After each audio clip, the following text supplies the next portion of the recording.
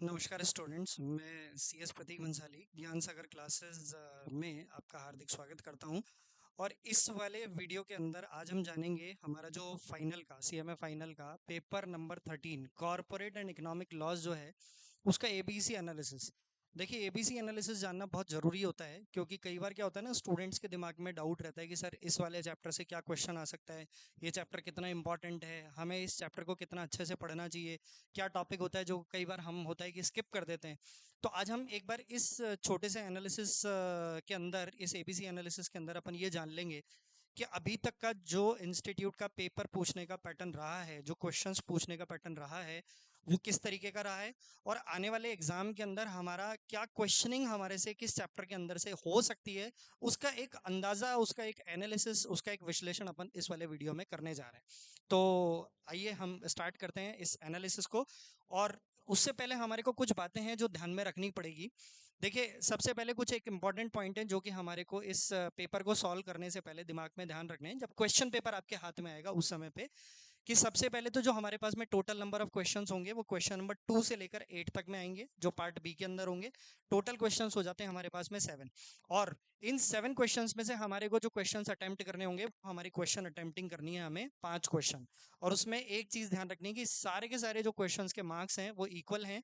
मतलब कि जो क्वेश्चन आपसे पूछा जा रहा है वो एक क्वेश्चन का मार्क होता है आपका 7 मार्क का। ठीक है, तो ऐसे आपका क्वेश्चन नंबर जैसे 2 है तो 2 का ए 7 मार्क्स का हो गया। फिर क्वेश्चन नंबर 2 का जो आपका बी वाला क्वेश्चन हो गया वो अगेन 7 मार्क्स का हो गया। तो इस तरीके से आपके जो है वो दो क्वेश्चन, मतलब 7 + 7, इस तरीके से आपका जो एक सिंगल क्वेश्चन होगा वो 14 मार्क्स को कवर करेगा। ठीक है, ये बात अपने को ध्यान में रखनी है कि अपने को केवल और केवल 5 क्वेश्चंस को जो है वो अटेम्प्ट करना है। ठीक है, चलिए अब अपन इसको शुरू करते हैं।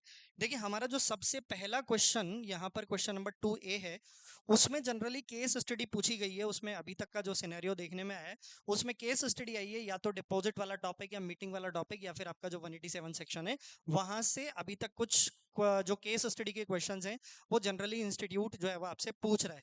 तो हमें थोड़ा सा अटेंटिव रहना पड़ेगा कि क्या पता वापस से वो रिपीटेशन, ऐसा कोई ट्रेंड रिपीट हो जाए और हमारे को वहां उन चैप्टर में से, उन टॉपिक में से कोई क्वेश्चन देखने को मिले। नंबर एक चीज। नंबर दो पे आप देखेंगे तो यहाँ पर अगेन आपको एक केस स्टडी पूछी जाती है जनरली।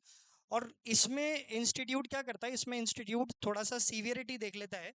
यदि ऊपर आपको थोड़ा सा हेल्दी क्वेश्चन पूछ लिया गया कंपनीज एक्ट में से, यदि यहाँ से कंपनीज एक्ट में से यदि हमारा क्वेश्चन आ चुका है, तो फिर यहाँ से इंस्टीट्यूट क्या करेगा, जनरली आईबीसी वाला टॉपिक आपका पकड़ेगा। उस आईबीसी वाले टॉपिक में से आपसे क्वेश्चन जो है वो पूछा जा सकता है।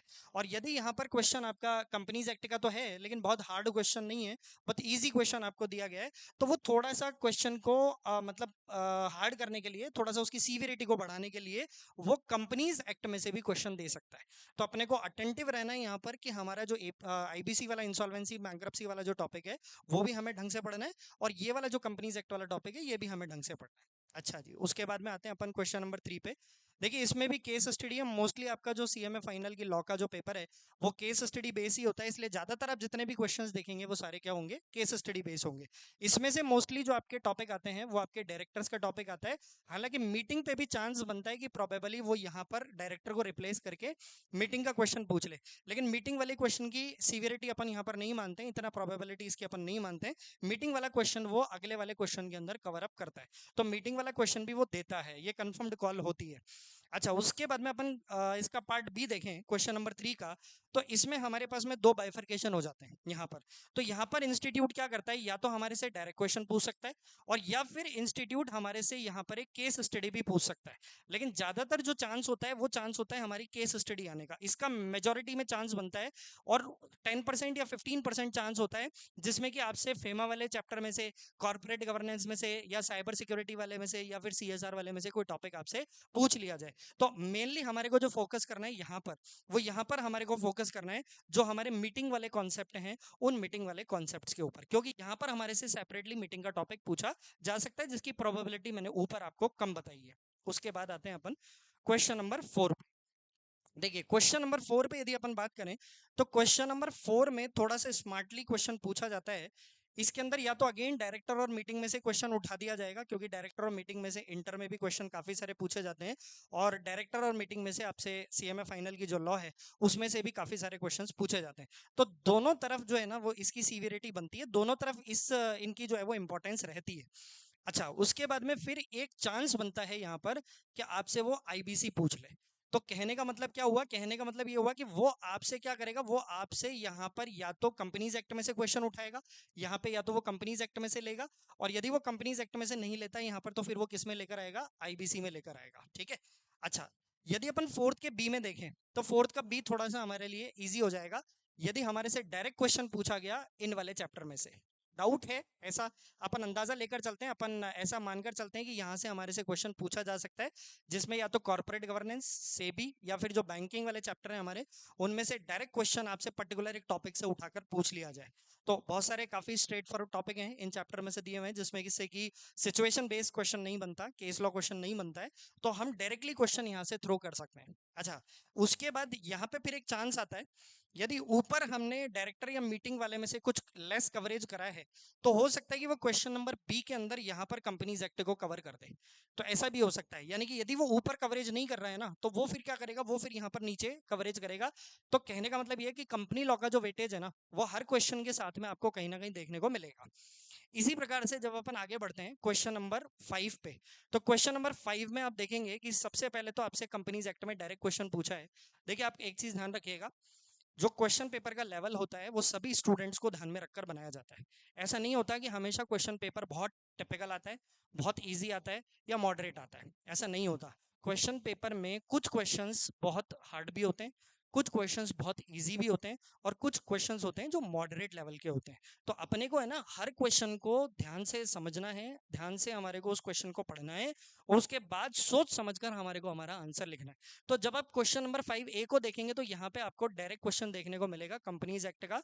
तो आप चाहें तो ये डायरेक्ट क्वेश्चन भी जो है वो चूज कर सकते हैं, जो हमारे ऑल्टरनेटिव हमारे को क्वेश्चंस करने हैं उन क्वेश्चंस में से। अच्छा, फिर एक डायरेक्ट क्वेश्चन आपको और देखने को मिलेगा।